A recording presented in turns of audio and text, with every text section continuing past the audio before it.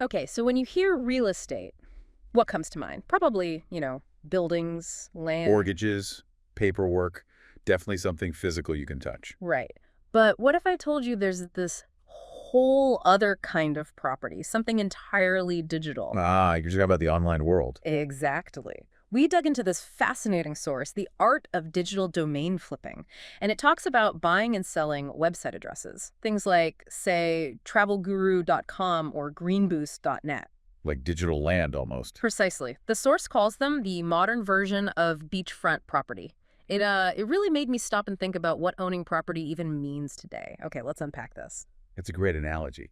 And what really jumped out at me was how, well, accessible it is compared to traditional real estate. Accessible how? Well, think about it. You can snap up one of these digital addresses for what, maybe $10, $15 a year? Sometimes less? Just 10 or 15 bucks per year. Yeah.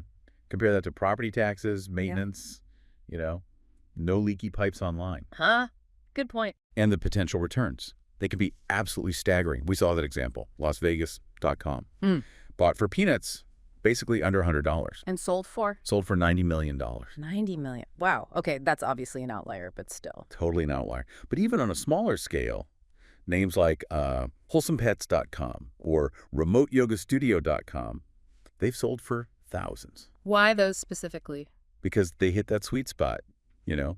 Good for SEO, search engine optimization, making them easy to find, and they just sound right for a brand. Instantly understandable. Right, that makes sense. So for anyone listening now thinking, okay, I'm intrigued, but how does this actually work? That's really our mission here today. Exactly. We want to explore how this whole digital real estate market operates. What makes one domain name more valuable than another? And crucially, how might you actually approach this? How do you get started? It sounds simple on the surface. Buy low, sell high. Yeah, but the source makes it clear it's more nuanced, right? Said it's part art, Knowing what sounds good, what clicks. part science, Understanding the data, search trends, market value. and definitely part timing. Oh, absolutely. Yeah. Catching that wave just before it crests. Mm-hmm. But yeah, is it really just click buy and wait? Not quite. There are pitfalls. Like what? What trips people up? Well, buying names that are too long or hard to spell or maybe trademarked already, or just overpaying for a trend that fizzles out fast.